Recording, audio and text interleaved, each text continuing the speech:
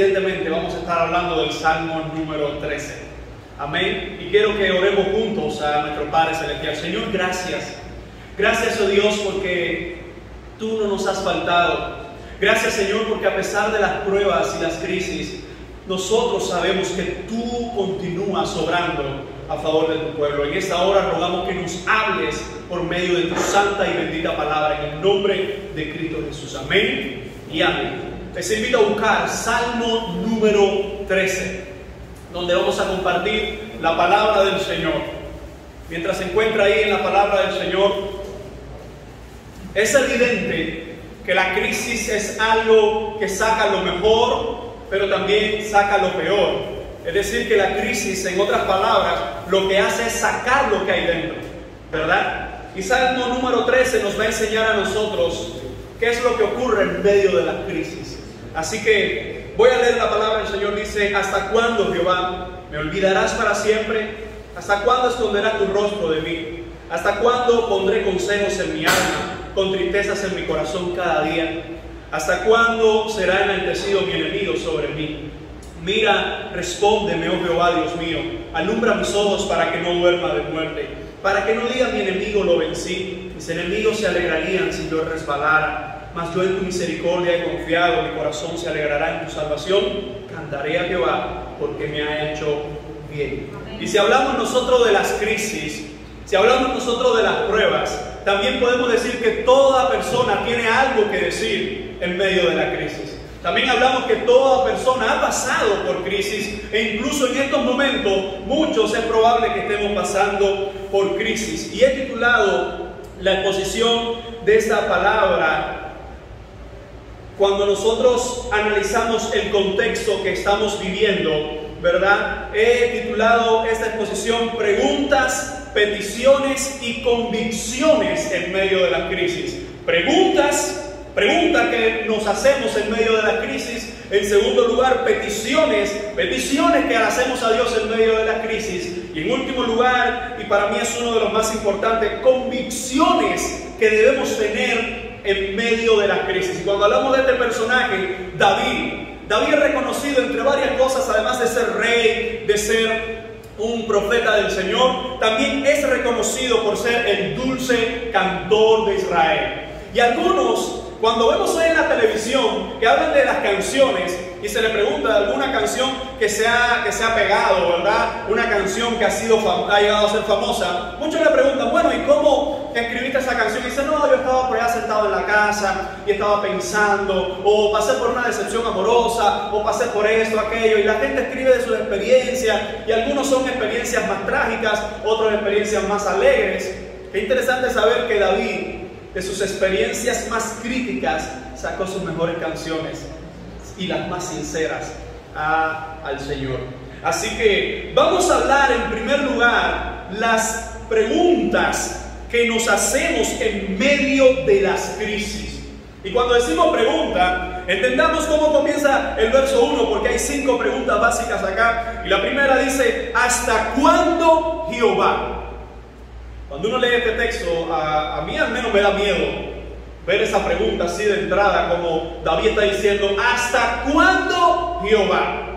Nosotros sabemos, cuando hay un conflicto, cuando hay una situación con una relación, ¿verdad? Con un amigo, incluso en el matrimonio, cuando te dicen ¿hasta cuándo? Ese hasta cuándo trae dentro muchos sentimientos, ¿verdad? Y fíjense cómo David, en medio de la crisis, la palabra no nos especifica cuál fue, aunque sabemos que David pasó unas cuantas bien complicadas. Una de ellas, por ejemplo, la pérdida de aquel niño, ¿verdad? Con Betsabé, recuerda, el niño del pecado, del adulterio, cómo él le perdió y cómo estuvo el corazón de David acongojado. También tenemos cómo Amnón, uno de los hijos de David, viola a Tamar, ¿verdad? Y cómo Absalón, otro de los hijos de David, mata 2 años más tarde entonces a Amnón. Y después como el mismo Absalón se rebela contra David, como Saúl buscaba para matar a David. Es decir que David sabe lo que es pasar por crisis. Y quizás usted dice: bueno, pastor, yo también he pasado por grandes crisis en mi vida. La pregunta de David, yo creo que rompe todo esquema religioso, rompe todo esquema y toda toda carátula de que cuando estamos en crisis hay que hacer oraciones al Señor, reconocer la grandeza de Dios. Bueno, sí, pero en realidad lo que nos enseña esta pregunta es que cuando hay crisis, lo mejor que podemos hacer es abrir nuestro corazón a Dios y ser sinceros. No es esconder la verdadera cara delante de Dios, no vale la pena. Fíjense cómo David dijo: ¿hasta cuándo, Jehová? Una frase donde estaba involucrada la idea: Señor, no puedo más.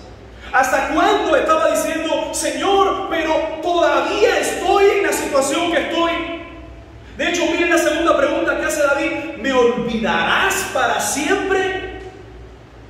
La cuestión teológica aquí es clara, pero la cuestión práctica es aún más clara. La cuestión teológica es que Dios jamás ha abandonado a David, pero la cuestión práctica es que David se siente como si Dios lo hubiese abandonado.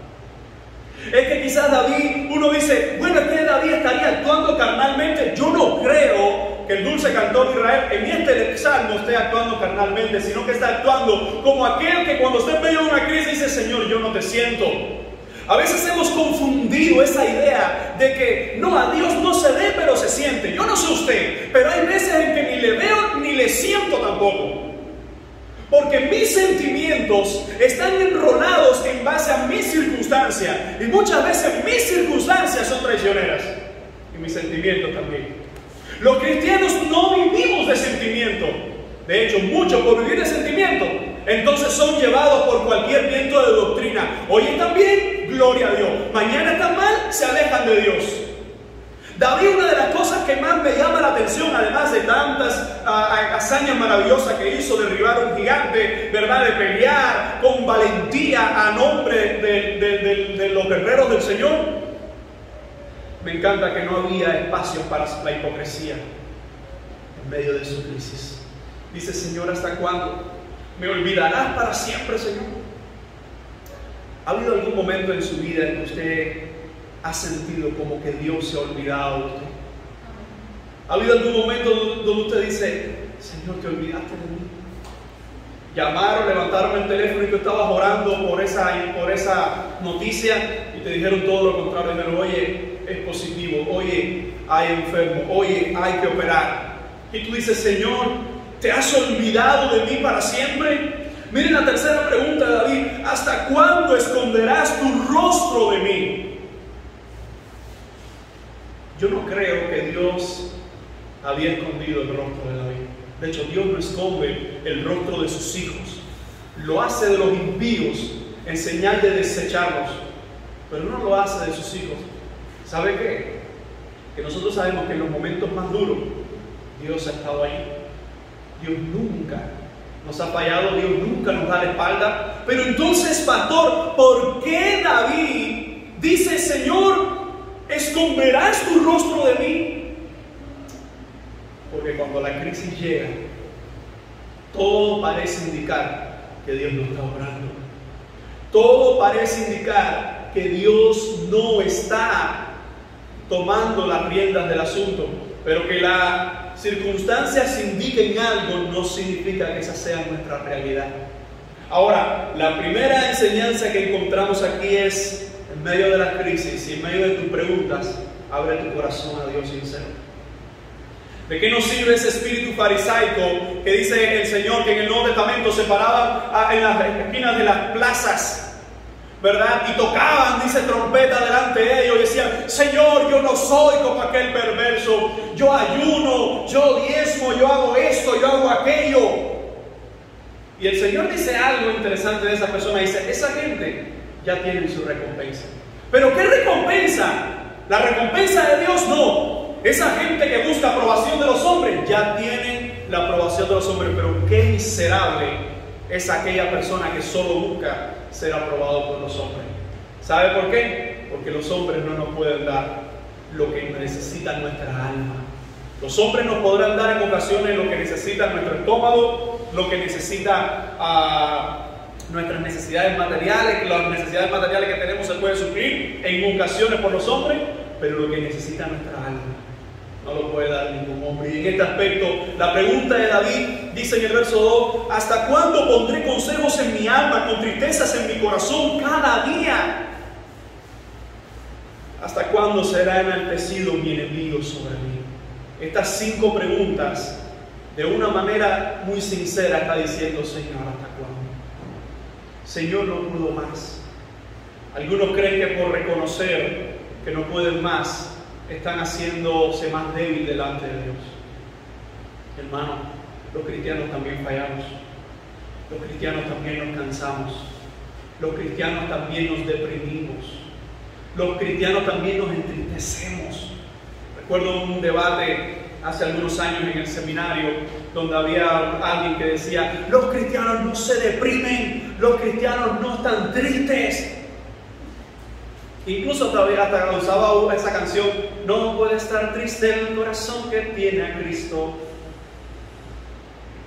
Yo entiendo esa canción de que no puede vivir triste un corazón que tiene a Cristo, pero si usted va a Elías, entonces usted tendría que decirle a Elías en su cara: Elías, usted no es hijo de Dios.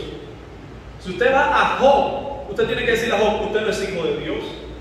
Si usted va a los tantos y tantos hombres, ¿verdad?, en la palabra del Señor, si usted va al pueblo de Israel en esos años de cautiverio en Egipto, usted tiene que decirle: ustedes no tienen a Dios. Pero la diferencia, cuando hay crisis y cuando hay preguntas sinceras, es que usted no le falla a Dios por decirle: Señor, no puedo más. Usted no le falla a Dios cuando dice: Señor, no doy más. Usted simplemente está abriendo su corazón y está mostrando, escuche, lo que ya Dios sabe.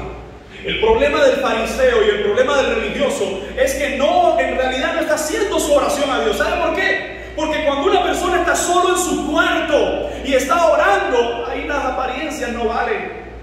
Es una antigua canción de alguien que en sus momentos estuvo muy conectado con el Señor, muy devoto a Dios. Cuando nadie me ve en la intimidad, donde no puedo hablar más que la verdad, donde no hay apariencias, y al descubierto queda mi corazón, allí soy sincero, allí mi apariencia de piedad se va. Hermanos, en la intimidad no valen las apariencias. En la intimidad no valen las apariencias. En una ocasión llegó un niño pequeño y le dijo al papá: oh excelentísimo Padre, oh maravilloso Padre, tú que habitas en tu majestad y en tu sillón de confort, tú que eres tan majestuoso, poderoso, soberano, eres tan bueno conmigo que no lo merezco. Y el papá le dice: ¿qué te pasa? Dice: no, papá, yo quiero que me des 2 pesos. Pero ¿por qué tú me hablas de esa manera a mí? El niño pequeño le dijo: no, es que yo te escucho cuando tú le oras a Dios, que le hablas de esa manera, que me parece entonces que hay que usar esa frase y esa palabra para que tú me respondas. Hermanos, hay gente que cuando van a orar tratan de enamorar a Dios en esas oraciones. Usted no tiene que enamorar a Dios. Dios entregó a Jesucristo por amor eterno, amor que no puede ser alterado, amor que no puede ser más enaltecido del que ya es. Él nos ama con amor eterno por medio de Cristo. Y en cuanto a eso, algunos pueden decir: mira David lo que está diciendo, David no siente a Dios, David dice que Dios le dio la cara, David no tiene dominio teológico. Y Dios desde los cielos simplemente está escuchando un corazón que no puede más y le dice: Señor, no puedo más, estoy aquí.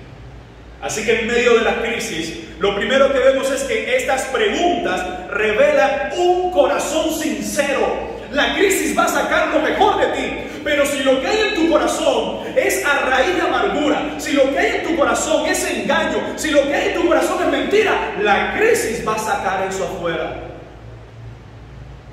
Ahora, en segundo lugar, quiero hablar de las peticiones que hacemos en medio de la crisis. Es decir, después que David abre su corazón y lo abre sincero a Dios, él en el verso 3 dice: mira, respóndeme, oh Jehová Dios mío. Quizás alguno puede decir: David, pero no acabaste de decir: Señor, no mires tu rostro de mí. No acabaste de decir eso.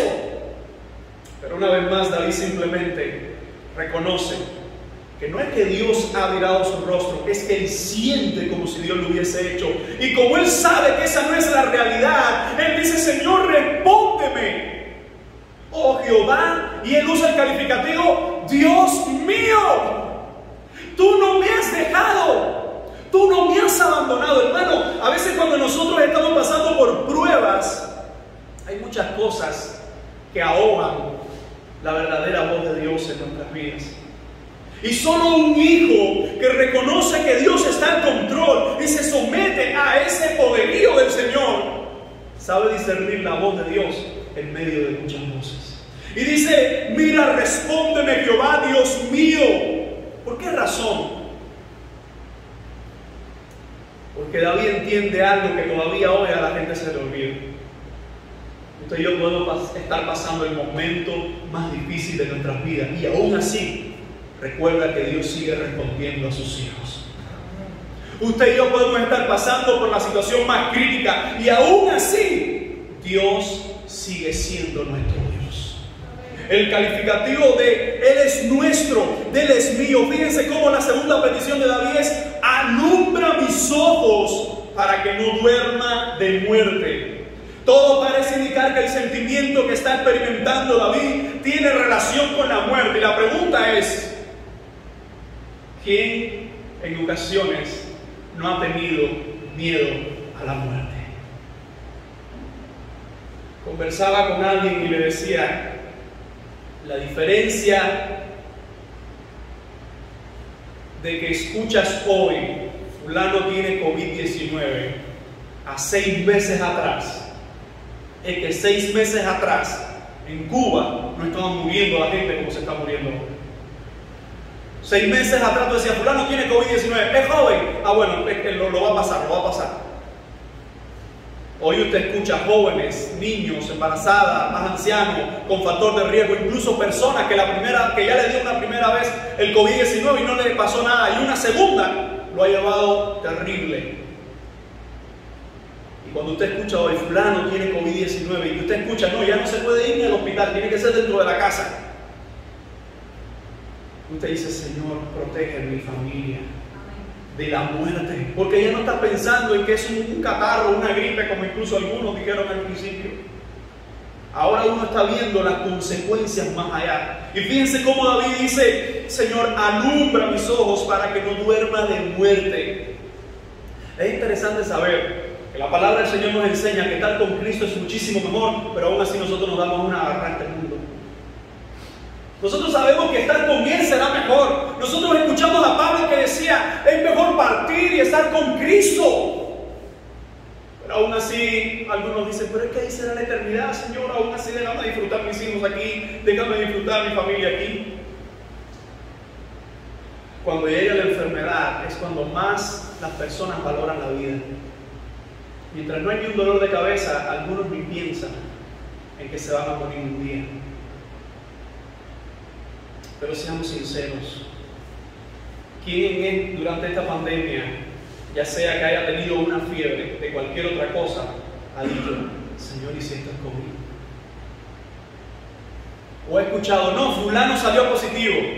Y si fulano es alguien cercano a ti, seamos sinceros que a veces, antes de preocuparnos por cómo estará, es: ay, yo tuve contacto o no con esa persona.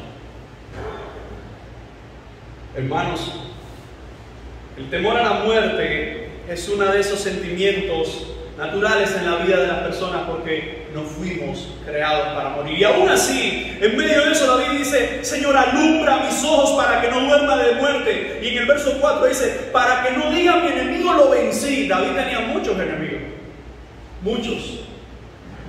En su propia familia, entre los filisteos, entre los israelitas mismos, David tenía enemigos. Y no solo enemigos que no lo soportaban, sino enemigos que estaban buscando cómo quitarle la vida. Qué difícil debe ser una vida donde usted se levanta en la mañana y tiene que estar a los 4 ojos porque hay gente que te quiere matar. Y David, en medio de todas esas cosas, él no pide por sus enemigos, sino que él pide a Dios que le dé fuerza, que proteja su vida en medio de sus adversarios. Y en medio de eso dice: mis enemigos se alegrarían, Señor, si yo resbalara. Hay mucha gente que está esperando que usted le falle a Dios. Hay vecinos que dan lo que no tienen por verte fallarle a Dios. Hay vecinos que solo escucharte, que tú en medio del COVID puedes decir, estoy confiado porque Dios no me ha faltado. Hay vecinos que darían lo que no fuera por escucharte maldecir a Dios, por escucharte decir, ya no doy más, esto no sirve. Hay mucha gente que le encantaría escuchar de tus labios una maldición, para en ese momento recordar lo que más le molesta a él, y eso que eres hijo de Dios. ¿Se da cuenta que tenemos gente que nos están evaluando, pero no para felicitarnos, sino para acusarnos? Y en medio de esta crisis, David lo que hace es clamar a Dios en su petición. Él clama a Dios, él clama por su vida, y él clama porque sus adversarios no toquen su vida. Y en medio de eso nosotros nos preguntamos, ¿hay alguien que pueda destruir la vida de un creyente? En medio de la crisis no existe. ¿Sabe por qué? Porque la propia palabra de Dios nos dice que nuestra lucha no es contra las personas, es contra las huestes espirituales. Y esas huestes espirituales están vencidas por Jesucristo. Así que en medio de la crisis hay preguntas, en medio de la crisis hay peticiones, pero lo que más me llama la atención, y es lo que nunca debería faltar en nuestra vida, es que en medio de la crisis hay convicciones que no pueden faltar. Miren lo que dice el versículo 5. Primera convicción en medio de la crisis que no debe faltar: mas yo en tu misericordia he confiado. Pero David, empezaste tu oración diciendo, ¿hasta cuándo? ¿Me has olvidado? Sí, pero es un corazón sincero que así se siente. Pero incluso aunque se siente de esa manera, nunca olvidará que en la misericordia del Jehová hay que confiar todos los días. Por eso dice de esta manera: a pesar de todo esto, mas yo, Señor, en tu misericordia, esa misericordia que es nueva cada mañana. Cuando escuchamos la frase, las misericordias del Señor son nuevas cada mañana, entendamos que cuando en la ley hebrea alguien cometía algún acto pecaminoso, que tocaba algún muerto, o la mujer tenía la menstruación, o había alguna situación de impureza, esa persona tenía que separarse del campamento y sería impuro hasta la noche. En la noche regresaba, pero cuando al otro día salía el sol, las misericordias de Dios eran nuevas ese día, es decir, todo comenzaba de nuevo. Así que cuando la palabra del Señor dice, mas yo en tu misericordia he confiado, David está diciendo, Señor, a pesar de lo que estoy viviendo, a pesar de lo que estoy pasando, yo sé que tu misericordia no va a agotarse. Yo sé que esa misericordia, que es ese castigo que yo merecía, tú no me lo has dado porque eres misericordioso. Hermano, el hombre no es misericordioso.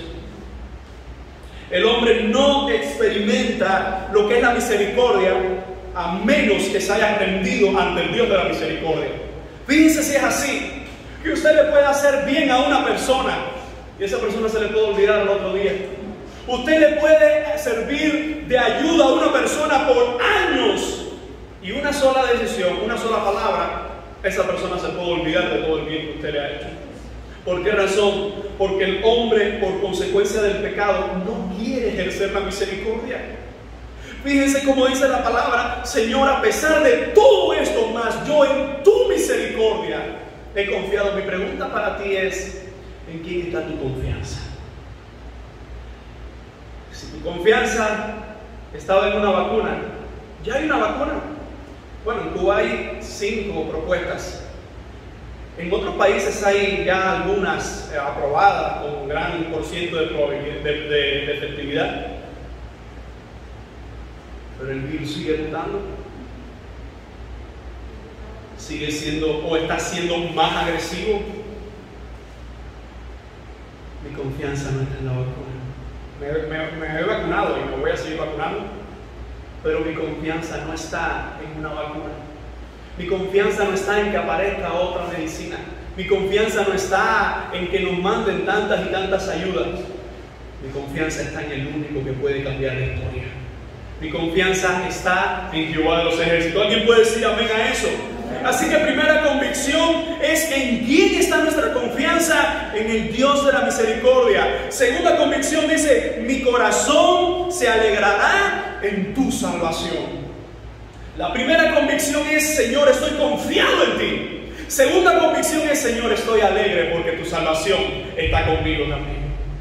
David entendía que aunque las lágrimas le llegaran, aunque la crisis le estuviera prácticamente ahogando, aún así, David dice, Señor, mi corazón se alegrará en tu salvación. ¿Se ha dado cuenta, hermanos, que nos ha tocado a nosotros vivir una de las pandemias que pasarán a la historia, y no sabemos si como una de las peores, pero ya está siendo una de las peores? Y pasaremos a la historia como la iglesia que vivió en medio de una pandemia. Si usted le da los libros de historia hacia atrás, va a ver que la iglesia ha pasado varias pandemias. La pregunta no es si pasaremos a la historia, ya eso es una realidad, que pasaremos a la historia como una de las iglesias que pasó la pandemia. La pregunta es, ¿cómo pasaremos esa historia? Porque todavía no ha terminado.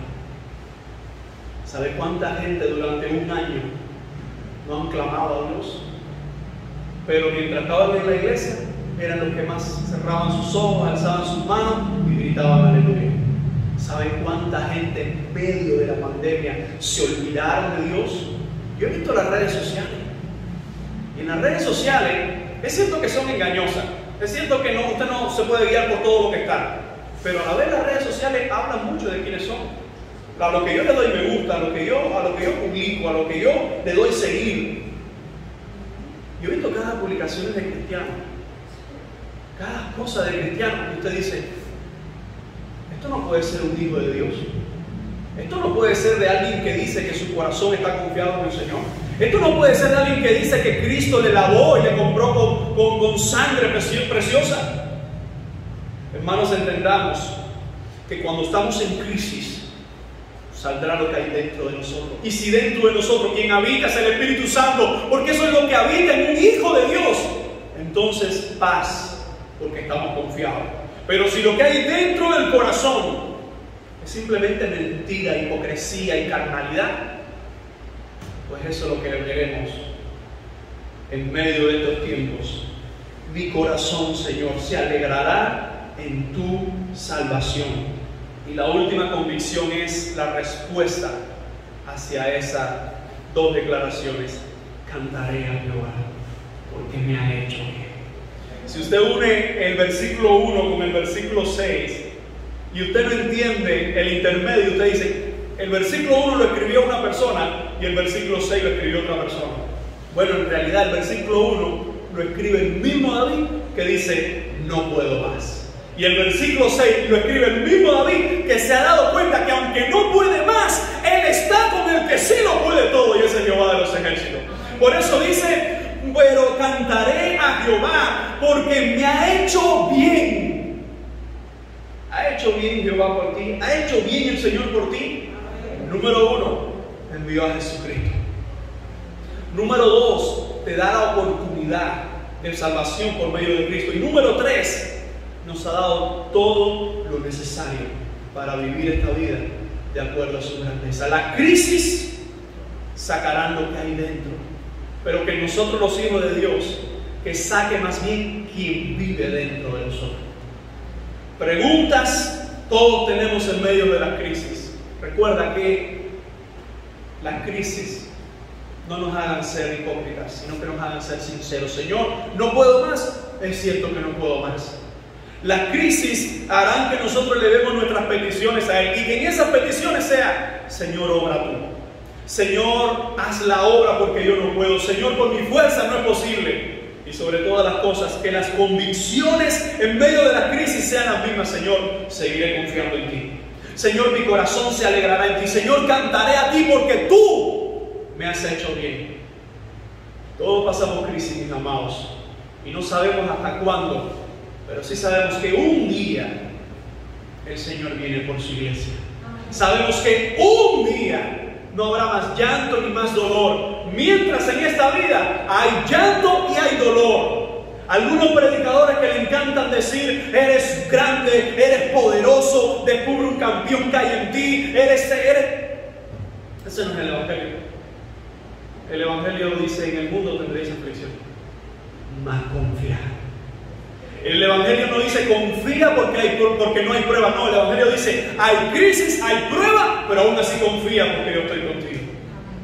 En medio de la crisis todos tenemos preguntas, todos tenemos, ¿verdad?, peticiones, pero todos debemos tener convicciones de que Dios nunca nos abandona. Vamos a orar. Padre, gracias por tu inmenso amor, gracias por tu misericordia, gracias, Señor, por tu palabra. Rogamos que nos ayudes a ponerla en práctica en el nombre de Jesús, al igual que David, Señor.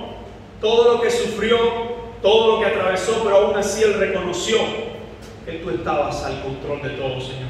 Nuestras vidas están en tus manos, nuestros hijos están en tus manos, nuestra nación está en tus manos, Señor. Nuestra familia está en tus manos, y en medio de la crisis nosotros abrimos nuestros corazones a ti y confiamos en ti, sabiendo de que nunca nos dejarás. En el nombre de Jesús recibe toda la gloria y toda la honra. Amén.